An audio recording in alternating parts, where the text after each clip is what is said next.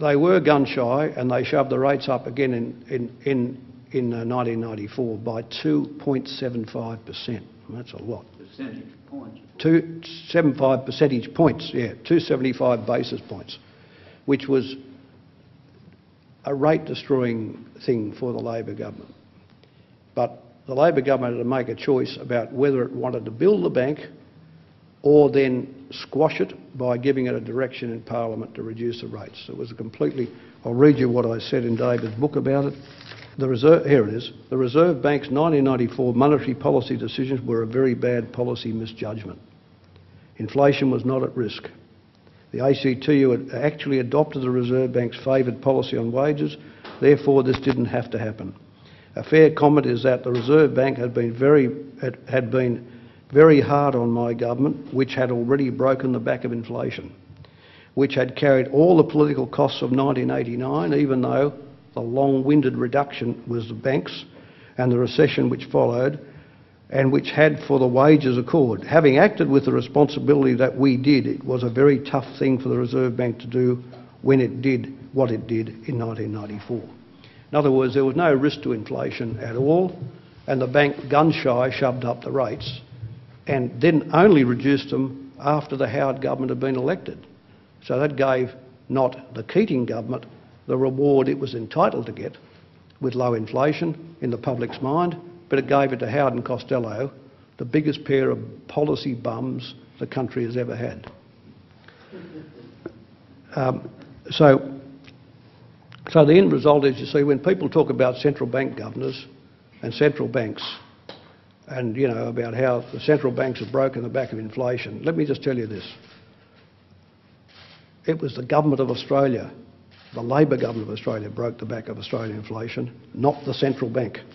The central bank were only accomplices directed by the government, directed in the sense of giving the freedom to be able to lift rates, but they never had the policy substance and they didn't have the judgment to get those rates up and down quickly enough.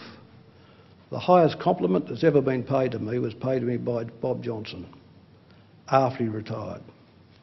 He said, look, don't take too much notice about what the Treasury says. They were writing notes like the kind you get when I was first around.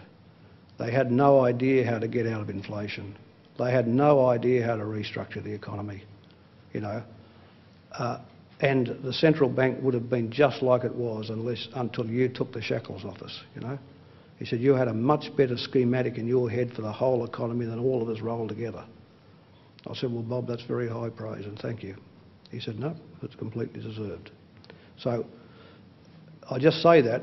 I think that if I could have taken Bob Johnson at a younger age and let him mature with the bank would have reached a point of maturity much earlier than it has now.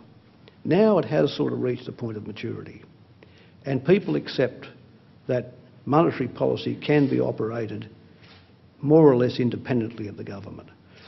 But Carl Otto Perl, who I served with for a decade on a board in Europe since, who was governor of the Bundesbank at the time of the euro, said at a number of meetings of the board I was attending with him, anybody who thinks interest rates can be set, and of course the Deutsche Bank was the German federal, the Bundesbank was the archetypal independent setter of interest rates. He said anybody who thinks that central banks set interest rates without reference to the government is either a fairy at the bottom of the garden or a fool. And this is, of course, entirely right. So we'll finish off on super. David's pretty hard on the current Treasury, Australian Labor Party spokesman on superannuation, Senator Sherry. But well he ought to be, because this government, like the last one, is doing nothing about taking super to 15%, not even to 12%.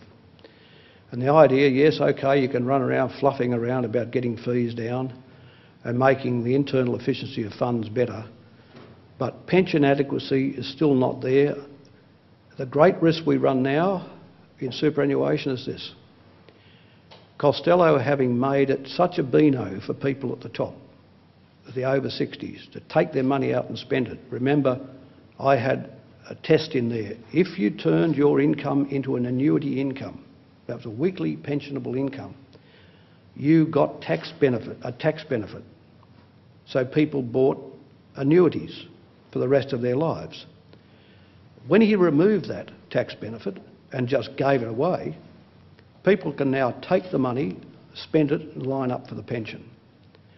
Now, if the 9% isn't enough, and it isn't, and the fashion and habit is to remain on the pension, or mostly on the pension, and the ideal arrives that the lump sum is now just an expendable amount of money to give you a trip abroad or pay the mortgage off, and you just go back to the pension, the whole point of superannuation, of producing an actuarial income, an annuity income in retirement, goes. The rationale for it goes. Costello made it look like just a handful of lollies. You know, the rich get their hands in again, get their money out. It's the lurk merchant's view of the world, rather than the view of universality, of universal superannuation for the great body of working men and women. Now, unless we get the adequacy back to 15 and we put in there a clear incentive to go to annuities, then Australia will be like Lord Parsley Ponsonby Fidget told us in Europe. That is, we'll go to an anti-destitution model. With all this massive quantity of retired age people living off the back of the public pension, and the intergenerational consequences of a massive retired age community living off the back of a relatively smaller working community.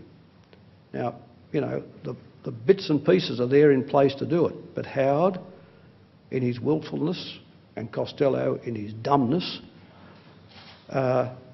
decided to go ahead with it. And now the Labor Party, with our myopic view of it, are doing the same.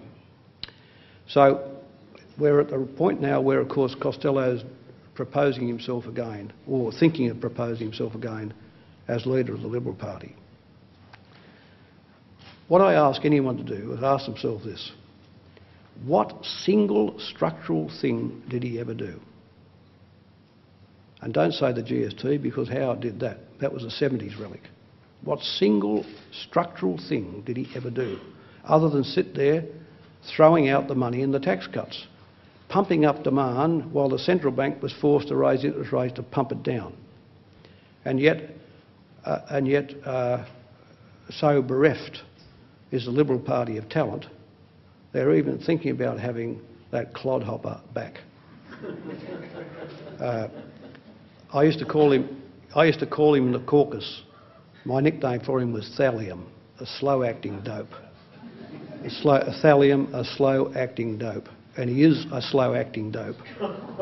And if our people should be kicking them to pieces right now, but the idea that here's Malcolm Turnbull today talking about what a terrible thing the government's talking about inflation. What's he reckon a 4% inflation rate is? Where do you think that came from?